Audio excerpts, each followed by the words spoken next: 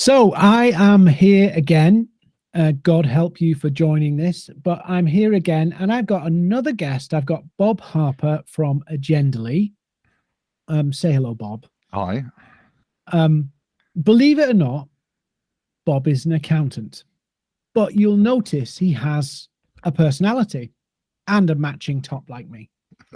So, Bob, do you want to tell us a little bit about your background and what you're up to, and then we'll dig into some of the things that we've kind of already talked about and chew the fat on that might be helpful to people. Yeah, I say I'm a reformed accountant. Yeah, I left school after A levels, didn't go to university because the people that I was studying A levels with, I said I can't spend another year or two or three or four with them. So I missed out on university. I wish I knew, because apparently it's all really good fun. So I got a job in a bank. I wanted to be an investment advisor, and they said, look, go and work on the tax desk first, because you need to understand the impact of tax. So that's how I started, really. I fell into accountancy, really enjoyed tax, intellectually challenging. You can do some clever things. And then I saw, I think I was earning £3,500 a year. So that gives me a little bit of my age away. And wow. I saw a job in London for £8,500. So I thought, well, I'll have a bit of that. And that was with a firm of chartered accountants. And so that took me further into accountancy. And there's been a bit of a journey, and the pivotal moment for me really was deciding to build my own bookkeeping software. There's a whole story around that, but I built that and used to give it away for free to clients, and that got me into the software industry, which is Agendali. You introduced me as a meeting management tool that we're launching in a few weeks' time. So whilst we're on the topic of meetings, which I'm really curious, when we were talking earlier, you were talking about how the trajectories, everybody knows that we waste a lot of time in meetings. Yeah. Mm-hmm. Because we show up and then decide what we're going to talk about. But what are some of the things you've seen in terms of meetings and making them more effective? And maybe sales meetings, I don't know. What's your take on sales meetings? Okay, so well, first of all, you're right. Getting together to have a meeting and then deciding what you're going to talk about is like a real classic one. And I've been in those meetings, and it's really painful. And if you apply that to a sales meeting, so as a general principle, pre-work is a good thing. Pre-work before a meeting. So I mean, as a salesperson myself, I would do a pre-sales sort of routine, if you like, of checking out the prospect. I could look at their social media, see what's going on in their industry, download their accounts. There's a lot of stuff that I can do before I go into a meeting. That that might allow me to ask standard questions, but in a better way. Mm-hmm. So asking somebody, are you making enough profit? That's a pretty blunt question, but that's one way of asking it. Asking a question like, I see that you're in the hospitality business, and I was reading on the so-and-so website that profits have been suppressed in the last year because of this, that, and the other. Just curious, how are profits for you? That's a different type of question, because I've done a bit of pre-work. It'll come across differently, position me as an expert. Yeah, and one's a bit more bridge building versus one that's a bit more confrontational. Yeah.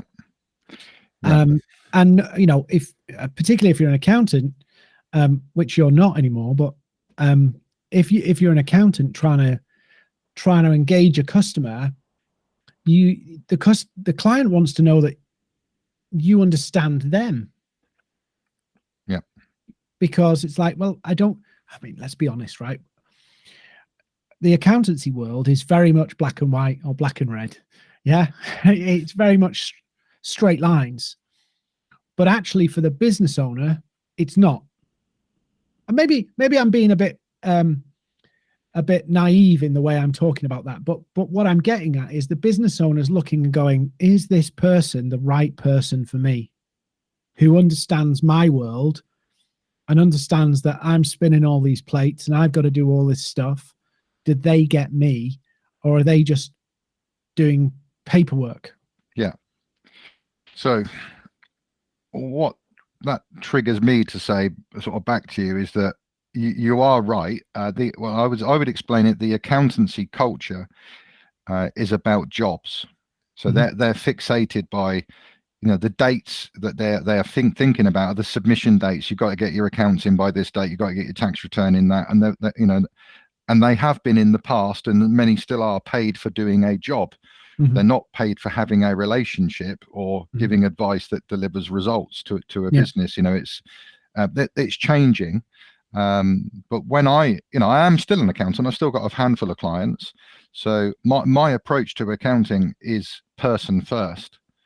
I've got a label called Life-Centered Accountant with a few other accountants sort of do with me. So before I ask business questions, I would always, I want to know the person. I want to know why they're in business, what they did before business. They've been in business for 5 years. You must have learned a lot. What are some wins? What are some lessons that you've learned? When are you looking to get out of business? What do you like about business? What you dislike about business? So that allows me to build a relationship because I understand them. Then I want to, they say, oh, they give me permission then to ask questions about the business. And if I can demonstrate that I understand them, I understand their sector, and I understand their business, yes, I know the accounts and tax, then, you've got something of foundation to build off. And I think, I've seen this, that the perception, it's changing, but the perception of accountant is they do the paperwork at certain times of the year, like you said about the job.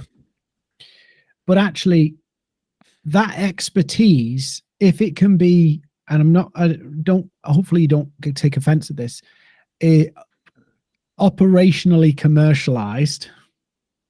Yeah. So you've got somebody with a lot of expertise in finance, in looking at how a business is in, what shape a business is in from the raw numbers.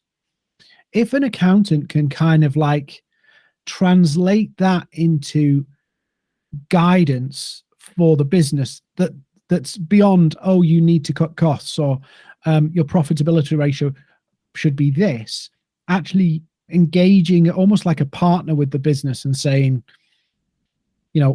how can we get your margins up? Where's the places where you can, it looks like there's too much fat here that you could be cutting.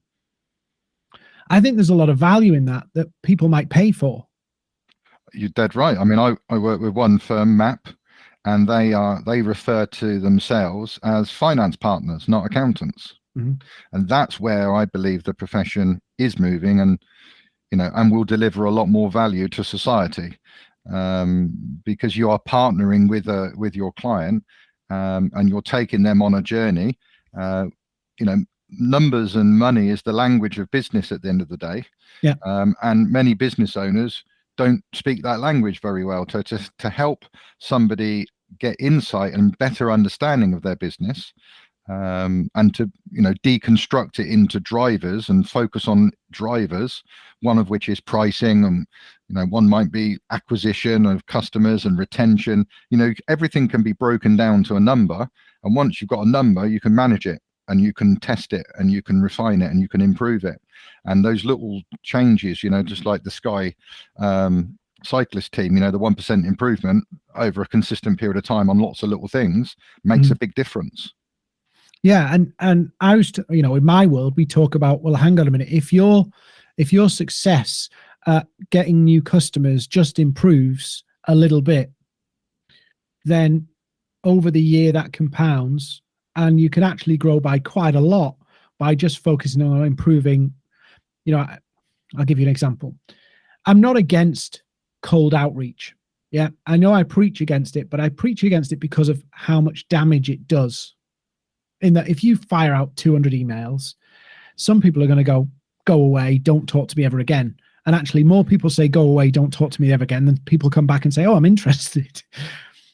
But what I'm trying to encourage people to do is think about, well, and it's same for like business and accountants, is if you can improve the success rate of your outreach and your selling activity, even by a margin, it makes a huge difference. Rather than going volume, increase the output, shout louder, do more. how can we keep doing what we're doing, but actually make it more effective? And then the accountant's version is, well, get more customers, charge more to existing customers, and save money. You actually make a lot of money. Yeah. Yeah, it's breaking the business model down into those drivers. That's the phrase that I use, and looking at the customer journey, and trying to improve each step. So the number of people that hit the website, the number of people that register, the number of people that book a meeting, the number of people that have a follow-up meeting, the number of people that have a proposal, the proposal to close. All those little steps, if you improve them all, you over many years, it has a massive impact. And what the accountants are good with numbers and measuring and putting those systems into place and holding their clients accountable and keeping them focused, because many business owners want to go off on the next shiny thing without just improving the things that they're already doing. Yeah. So when you came up with Agendali, yeah, and there's a statement on your LinkedIn profile, and it says, here are 8 meeting mistakes which cost you 441 billion a year, every year, or cost 441 billion every year. We agree on probably the first few. No agreed agenda. In other words, nobody knows why they're coming, other than a headline reason. So nobody's prepared, which is your second point. And then starting late and overrun. That's always the case because you didn't prepare. So I've been in meetings where you get there and then you're figuring out the data points to actually make a decision, and then the meeting becomes an education piece, and no decisions are made. Yeah. And the focus points, these are all good, and we know that meetings have to take place, and we know that this shouldn't happen. But why do we keep letting it happen? That's a good question. I think us as humans, we're not built for discipline. Well, I'm certainly not. I mean, I'm on the track of losing a bit of weight at the moment and running. Last week I didn't do a run. This week I'm really playing. Pat myself on the back. I've done 2 already, and so I will do my 3 or 4 runs this week. Most people that do, January resolutions, they're 90% are gone by the 6th of February or something, aren't they? I don't know. So it's easier to have a bad meeting than it is a good meeting. It's easier to do bad things than good things. So having a good meeting requires energy, and commitment and focus, and it's easier. I'll just show up and have a chat, but that's the cost. There is a cost of doing that. And so if we put our accountancy world together again, accountants will be meeting with potential clients a lot. Yeah, that's the done thing, isn't it? You meet the accountant, you get the look of them, you get the vibe of them. How can an accountant, because they're not natural salespeople, they've been trained to look at numbers, data, and facts, stats, figures. It's very analytical, but actually the sales process is very emotional. And you seem to have crossed that bridge from the logical side of accountancy to the emotional side of the sales piece as well. Well, that's my perception. Yeah. What are some of the things you'd be saying to accountants if they're meeting with new clients? What are some of the things that they should be doing in those meetings to actually show their value and draw that client to say, this person gets me? So there's 3 phases. There's the pre-meeting, there's the meeting, and then there's the follow-up. So first of all, sometimes it's about not meeting people, disqualifying people. Yeah. So that you meet with the right people. And that comes into your world of marketing and making sure you're engaging with the right people in the right place. Otherwise, you end up meeting people you shouldn't be meeting, and then you doubt yourself. You think, well, I'm at a meeting and there's not a lot of value there because you're talking to the wrong person. You shouldn't have spoke. So making sure you meet the right people, making sure that you are prepped and they are prepped before the meeting, so you can start the meeting at a decent level. Because you might only have an hour or 90 minutes with somebody, so you want to start as high up the value curve as possible, and pre-work will help you do that. And doing So research. let me just, when you say start high up the value curve, right? We have to get in the client's head for that value curve, don't we? Yes. Yeah. Well, the reason I say that is often, and we were talking about this with symptoms and consequences and all of that, is very often we approach a prospect with one frame of thinking, but actually the prospect's approaching it with a completely different way of thinking. In that, you know, what's valuable to the client versus what we think is valuable. Yeah. How would you advise accountants to think from the business owner's world instead of their perspective? Well, that's a mindset, and I think what you got to do is put down what you want out of the meeting. Put down your solutions, your tax planning, your business advisory, your cash flow forecasting tools. You've got to leave that sort of in the bag, if you like. You know, I remember doing a session with somebody and said, just pretend you've got a briefcase with all your stuff in, put it on the floor, lock it, and forget about it, right? And focus on the client. You know, focus on the client and listen, and don't assume anything. Be curious to the point of potentially being annoying. But you know, you won't annoy someone usually if you're asking good questions about them, because they love talking about themselves, and they love talking about their business that they created, and sharing their wins and admitting to their challenges that they've overcome. So it's a mindset thing, really. It's a bit like, though, when you said about the briefcase on the floor, I think that's a point for everybody, really, because that's almost like feature selling. Yeah, people try and feature sell. And I use the example with people of, let's say I'm a holiday resort. Yeah. So I've got a holiday resort, lovely, beautiful place, South Beach, Miami. The sun's there, the sand, you know, it's amazing place. And I lead with the plane ticket. Yeah. Do you like this ticket? It's made of quality paper. And actually it's 100% recyclable. And it's like, no. The tax planning, the thing that you're actually selling is Miami. Yeah. You're not selling the plane ticket.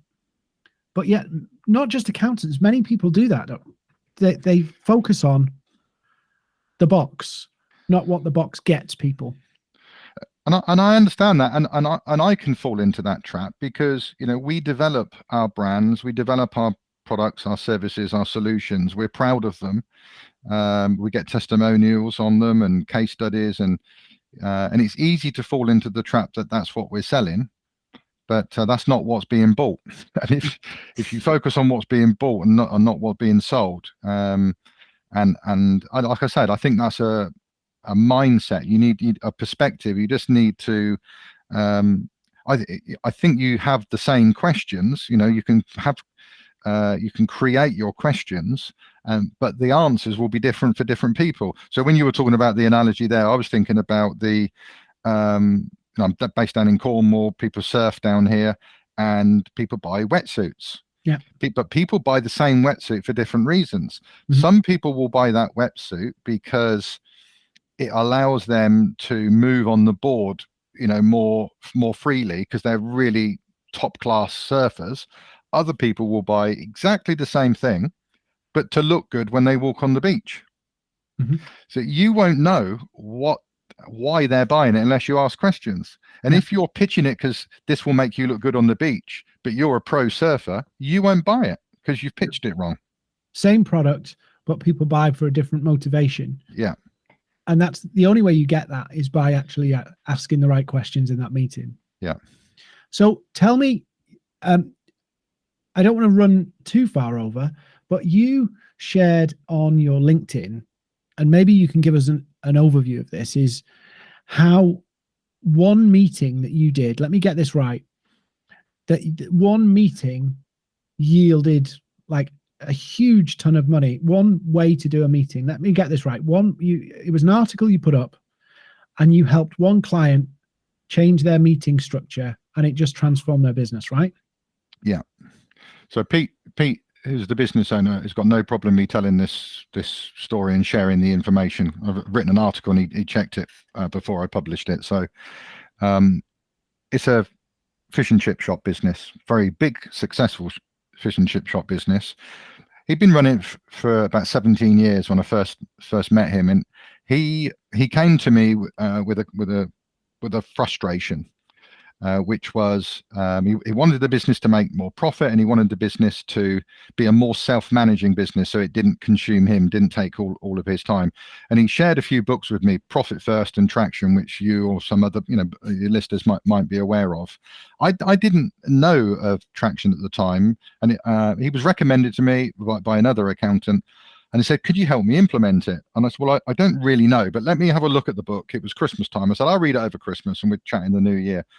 I read it over Christmas and it answered a lot of questions I had about some products that I was building, including Agendali. And it also answered some questions that I didn't have. So it really filled in some gaps. And one of the things it exposed me to was this thing called the level 10 meeting. So anyway, long story short, I said, yeah, let's give it a go. I won't charge him a full whack. I've never done this before. Let's just see how we get on. And it went really well. And he had his worst year in 17 years financially, and within like 9 months it was going great. It's not all down to this agenda, there's other things as well, and the agenda was a key driver in transforming those business results, because it shook out the issues that needed to be shook out, and it shined a light on them, and they didn't go away until they were resolved. So it's the discipline of running that meeting and that agenda, which comes from the book Traction.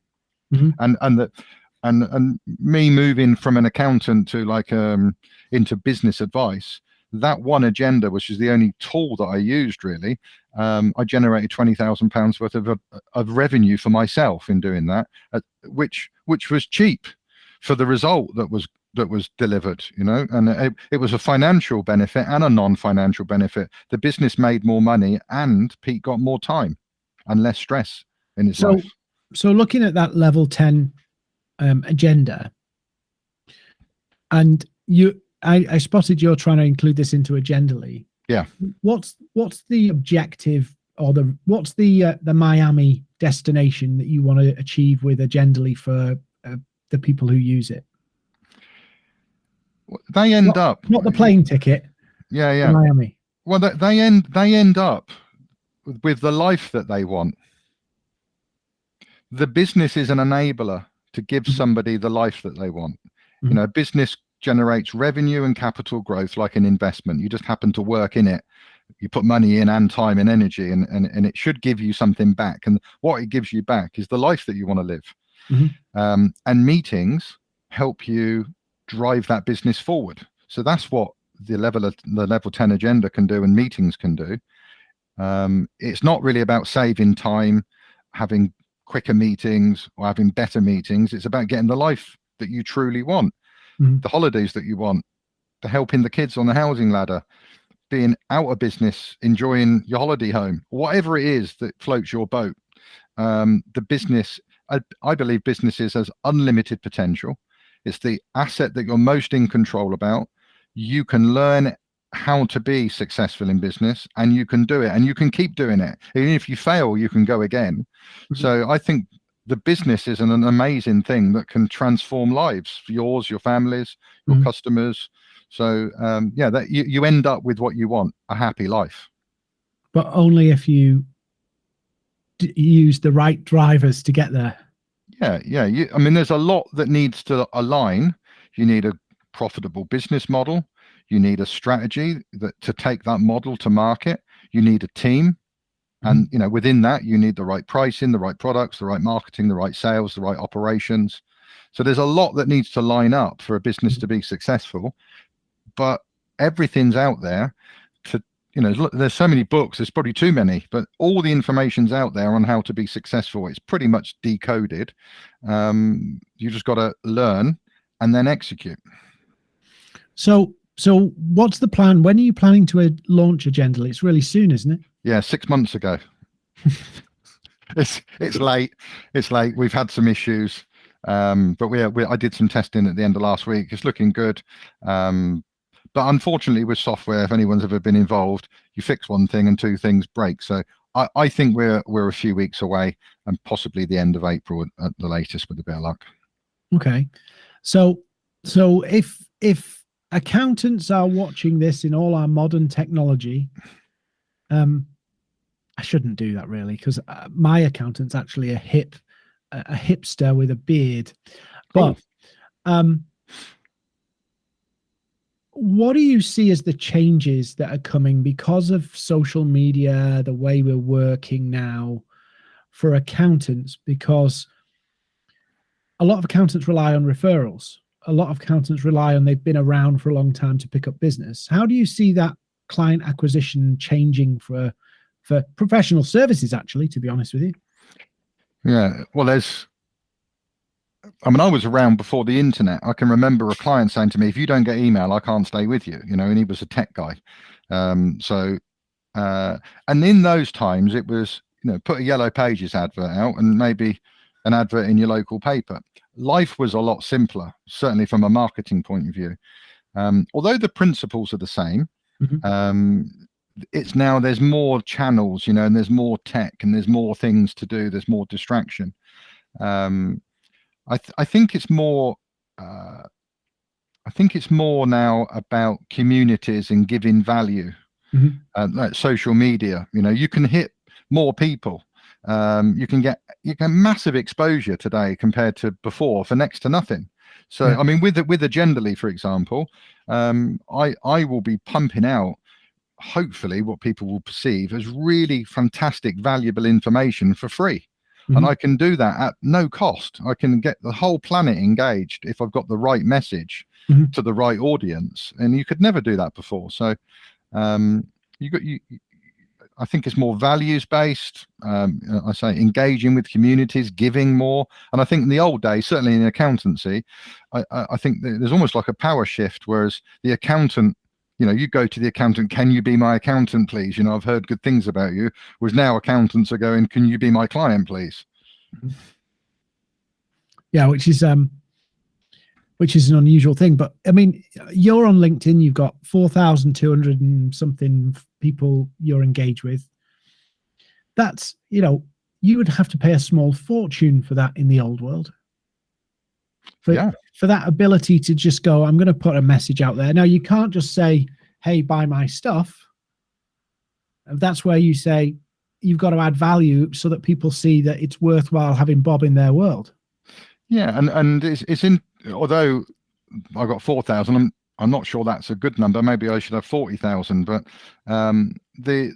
what I do get engagement through LinkedIn, and if I do a poll, quite a few people engage. So I know I'm on the radar. I think the key influences in the accountancy world know about me, even if my prospects don't. And I'm sure, because most accountants aren't on LinkedIn. If they are, they're not active on LinkedIn. Too busy doing accounts and tax returns. But the key influencers are. So through that, I think I've got like a speaking gig, for example, on the 11th. We 11th of May, a big accountancy exhibition. So, and that's great. You can't pay to do that. You can't pay and go, I want to do a speaking gig. You've sort of got to be invited. So yeah, I think it's good for your positioning and your professional network. It's interesting though, isn't it, that a lot of accountants aren't, but one of the most active groups of people. We did a study for the Department of Business, Energy and Industrial Strategy during it was part of a funded program they were running. And we were commissioned to analyze what was going on LinkedIn. So we did this study analyzing industries, different roles to see what's going on in the pandemic. And the most active group on the platform were business owners. And the least active group on LinkedIn is actually accountants and lawyers. That's amazing, isn't it? And it's like there's like a room full of all the people you want to do business with, and you're not there. Yeah. The trouble is that accountants, the business model they operate is a brilliant business model, because the demand is generated by government. You have to almost have an accountant, right? Unless you're going to learn how to do accounts and tax, which is a crazy thing to do it once a year. The demand is legal. You have to buy this service from a narrow, restricted sort of supply, because you've got to get qualified and not everyone can be an accountant. Well, you can, but it's not the case. You have to really be qualified to do it, and you have to buy it every year forever. So that's why a lot of accountants are very busy, and they're probably not active on LinkedIn, and their marketing isn't as good as it could be, because they don't need it to be. I mean, Well, like the fish and chip shop guy I was telling you about. It's not law that you have to go and have fish and chips every Friday. He's got to work for that. But I suppose as the world moves on, you're going to get more kind of entrepreneurial accountants, shall we say, or people coming into this space where they go, you know what, we can make this better for people. And they will have, if they master the marketing piece, they will have the advantage. I mean, look at where Xero just absolutely nailed their marketing when they came to market. They absolutely just hammered it. I'm just looking up now, just to double check that what I'm going to say is right. I think it is. So, Xero came from Sage dominating to Xero, like going, let's make this really easy. Yeah. And I'm an outsider in this sense, but I remember Sage being like top of the tree, and then suddenly this Xero thing comes along, and it's like, yeah. And there are industries like that are kind of like waiting for somebody to take the marketing space and innovate. Well, it's happening in the States, and it's starting to happen here. So the thing I was just looking up was just to double check the name, and it's Pilot. So there's a brand firm in the US called Pilot. Jeff Bezos has invested. I think it's a 1.4 billion valuation accounting firm, something like that. It's crazy money, but they've not been going very long, and they are better at marketing accountancy services than accountants. So they're going to win. They're going to be the same at delivering it. They might not be better. They don't need to be better to win. They just need to be as good at delivering it, but better at marketing. And that there's a huge amount of VC money going into the accounting sector, because they know it's ripe for disruption. And it performs year on year because of it's mandated. Yeah. Which is fascinating. Well, it's fascinating to see what will happen, because I don't know, but if you think about it, if you think about Uber, all Uber did was put themselves in between drivers and the consumers and put technology in the way to make it easier for the consumers.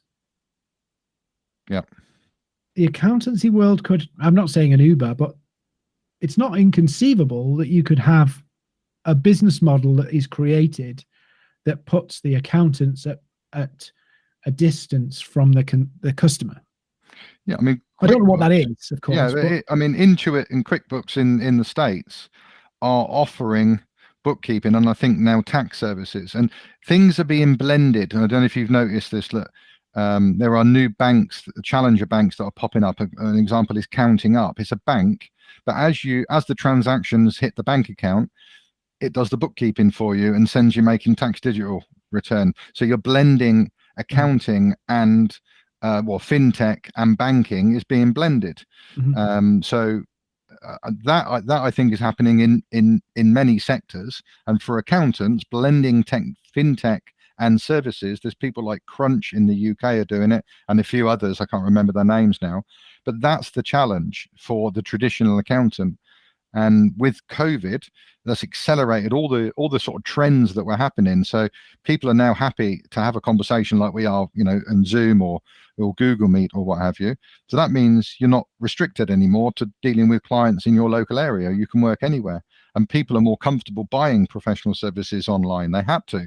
So once that's now been broken, that habit's broken, it'll never go back. People are never going to go, I want a local, 50 years time, I want to go to an office and drive, I have to pay for parking, walk, go into an office to have a meeting about my accounts. It's just not going to happen. And even down to, I talk to some of my clients on chat. Yeah. I'll just be, and it's like, that's quite an adjustment to the way you work. Yeah. It's brilliant. It's great for everybody, isn't it? Because you delivering the service, you can be anywhere. Consuming it, you can be anywhere, and you've got more reach. You've got more choice on who you work with, so you don't have to work with people that you don't really get on with. Yeah, as long as you don't, if you can polarize, in other words, if you can build your own tribe, I think that's pretty healthy. But the days of, oh, I've got to appeal to everybody, or vanilla, just aren't kind of there anymore. Because no, I agree. My business advice is like the pricing strategy. There's broadly 3 price points: expensive, average, and cheap. As a small business, you cannot afford to be cheap because you haven't got the money to scale to volume. So ignore being cheap. Even if you start to business today, you cannot be cheap. Just won't work. And if you are cheap on day one and you try to change your prices later, you'll lose all your clients. So it leaves 2, average and high. If your average price just a little bit below average, on average, or a little bit higher than average, you're the same as everybody else. And you're not going to be able to stand out. Your price says more about you than your website. Yeah. So you've got only one choice: it's to be expensive as a small business. And that means niche. That means being niche and serving a certain type of customer in a certain way and not worrying about all the rest. Yeah. Yeah. Because vanilla doesn't sell these days. Actually, I have I say a friend, I've not probably seen him in 5 years. He wrote a book called The Rage Against Beige. And he sold it for about 50 grand to IKEA. He sold the book rights, and they published this book, The Rage Against Beige. And it's true, actually, a lot of professional services are very middle of the road, very similar, very all the same. And if you don't stand out, if you don't create that uniqueness, people won't warm to it. And then when you're faced with, is it that one or that one? And I don't know whether you saw it, I did a video about this the other day. And I said, what happens if you're offering about the same price and about the same service? How do people choose? And it's like, actually, it comes down to the very human elements of which one did I like and which one gives me the most confidence. Yeah. And one of the things I studied, as I mentioned, I'm not sure before or after you hit the record, was I read a lot about business, not just about accounts and tax. I learned accounts and tax from books, and I started to learn from business. And one of the books is Positioning for the Battle for the Mind. And I don't know if you come across this one, but the brain can only store typically 7 things on one category. Unless you're really, really interested in something, then you'll store a load of other stuff. So like an accountant, if you where I was from, Reading, there might be 50 or 100 accountants in Reading. That's quite difficult to sort of stand out if you're an accountant. So what I did is I created the concept of the alternative accountant. Now that means the prospects now got a choice: 39 or 50 or whatever it is other accountants, or one alternative accountant. And the idea of positioning is to open the mind, so people go, well, what's an alternative accountant? They have to know. That the brain has to know, because it can't make a decision without knowing. So positioning is absolutely key, and that's tied in with your price. Because Rolls-Royce sell cars. Apple sell phones. And actually, Apple are the most expensive phones and the biggest individual seller of phones. So in some senses, the volume, the supply and demand based on price doesn't always pan out, because Apple created their own market. So I don't know whether you've read it, the 22 Universal Laws of Branding. I think that's the same author as Positioning. Yeah. So the brilliant bit in it is the law of category. Where it basically says Coke and Pepsi are their fates are actually intertwined with each other. That having a rival actually helps grow the awareness of the other two. And also said, well, create your own category. If it's saturated, create your own category. So in other words, they made the Coke market, which is a market in and of itself, separate to the fizzy drinks and the soft drinks market. Then actually accountants, legal people can actually create their own category. And, that's the word I should have used with the alternative accountant. We are the only alternative accountant. We are number one because we created that category.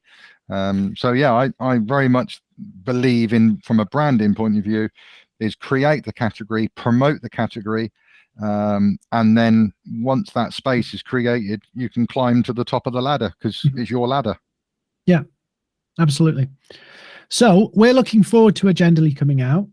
Bob, you're LinkedIn through and through, right? So if people want to find out more about what Agendali can do, they want to ask you questions about how this level 10 meeting structure helped, they can reach out to you. Yeah, no problem. And LinkedIn's your domain. Any last final thoughts if there's anybody listening to this about, I want to grow my business, I want to get that life that you talk about, what would be 2 little tips you'd probably leave them to think about? Be careful what you wish for. Really challenge yourself, because we're all, I think, slightly brainwashed by the society that we live in, and we've got expectations on us. So really, take some time out to really think about your values and what's important to you before you start building a business plan. Because why there's nothing wrong in having a small business. You don't have to grow the business. Maybe you should have less clients. Maybe you should have less profit. Maybe you should totally change your life. So really have some soul searching on that one, because once you commit to a goal, then you sort of the dice are rolling, if you know what I mean. And then you might have to raise money, you might have to take risks, you might have to hire people you don't want to hire, you might have to take clients on you don't want to take on, and take work on you don't enjoy doing. So really think carefully about what you want, and then once you've got that clear, commit to having this weekly meeting, because that's part of the strategy execution. There's no point having a plan unless you've got a plan to make the plan a reality. So have your weekly meeting where you look at the progress and the performance of the business and discuss the issues that are holding you back, so you can solve those issues, rather than go year after year after year of never getting anywhere and never really knowing why. So just to avoid the trap of being too busy to think about what you're doing. Okay, awesome. That's really good. Bob, thank you so much for joining me. Thank you for putting up with my unscripted questions. Cool. And if, as I said, go check out Agendali. The domain and website is? It's agendawithli.com.